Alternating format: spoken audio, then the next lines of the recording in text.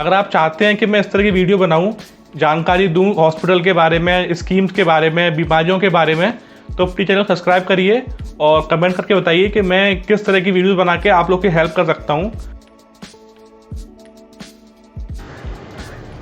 नमस्कार दोस्तों, स्वागत है आप सभी का एक नई वीडियो में। मेरा नाम है Ayushman Chaudhary and I am third year MBBS student from KMC Manipal. आज हम बात करेंगे PSC के बारे में। PSC क्या होता है? अभी सब लोग बस का वेट कर रहे हैं, मतलब हम लोग हॉस्पिटल जा रहे हैं तो उसके लिए बस का वेट कर रहे हैं। बस आएगी तब जाएंगे।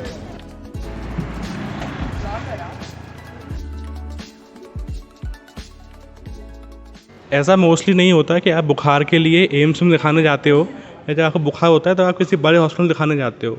तो इसलिए जो इंडियन हेल्थ केयर सिस्टम है उसको 3 भाग में डिवाइड किया गया है, प्राइमरी, सेकेंडरी और टर्शरी। आइए जानते हैं क्या होता है primary health care system, secondary health care और टर्शरी हेल्थ केयर सिस्टम।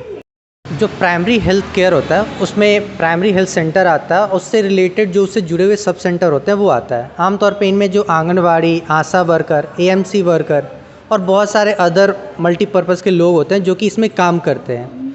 फिर आता है secondary health care. Secondary health care में हमारा कम्युनिटी हेल्थ सेंटर आता है और हमारा डिस्ट्रिक्ट हॉस्पिटल आता है। और आमतौर पे जो प्राइमरी हेल्थ सेंटर के लोग होते हैं वो अगर कोई काम सॉल्व नहीं हो रहा तो वो सेकेंडरी डिस्ट्रिक्ट हॉस्पिटल पे वो भेज देते हैं लोगों को। फिर आता है हमारा tertiary health centre. Tertiary health centre पे जो रीजनल हॉस्पिटल्स होते हैं, जो सेंट्रल हॉस्पिटल हैं वो आते हैं, जैसे कि एम्स हो गया, कोई बड़े हॉस्पिटल्स हो गया, कोई मल्टी स्पेशलिस्ट हॉस्पिटल आ गया, वो सब आते हैं।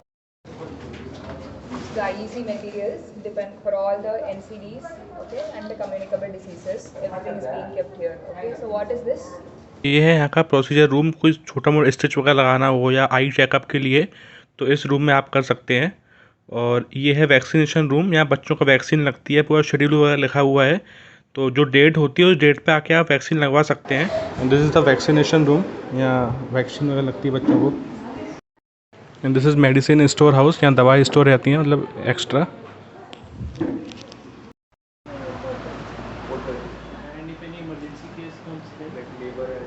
जो प्राइमरी हेल्थ सेंटर होता है उसका काम होता है कि जो नॉर्मल जो डिजीज़ेस होती हैं, जैसे डायरिया हो गया, TB हो गया, इन सब की दवाइयाँ डिस्पेंस करना। जैसे कोई कैंसर की दवाई यहाँ पे नहीं मिलती है तो वो सब बाकी बड़े सेंटर का काम होता है। और यहाँ पे जैसे जो नॉर्मल बीमारियाँ होती है, जैसे किसी कोई निमोनिया हो गया, किसी को कुछ डायरिया हो गया, उसकी टेस्टिंग वगैरह भी छोटी मोटी हो सकती है। और प्रेगनेंसी की भी टेस्टिंग होती है यहाँ पे, बट डिलीवरी वगैरह नहीं होती, डिलीवरी हायर सेंटर्स पे होती है।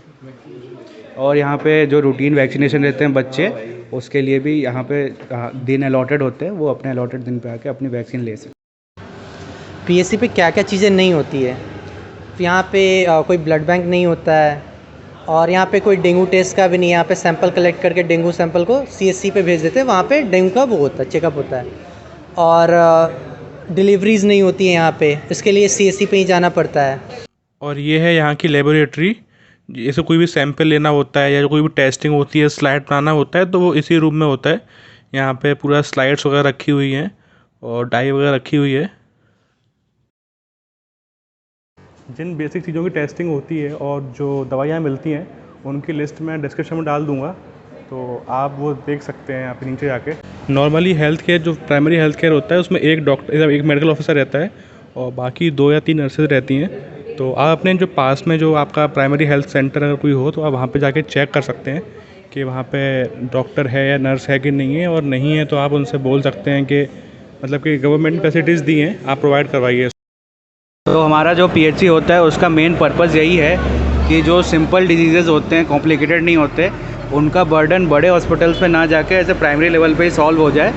और इससे ये भी होता है कि लोगों को अपने घर के पास में ही अच्छी हेल्थ सर्विसेज मिल सकती हैं। और आप लोगों को भी ये सर्विस अवेल करनी चाहिए। और अगर आपके घर के पास ये सर्विसेज नहीं है तो आपको अथॉरिटी को जाके बोलना चाहिए, क्योंकि ये गवर्नमेंट के द्वारा फ्री में प्रोवाइड की जा रही हैं सबके लिए।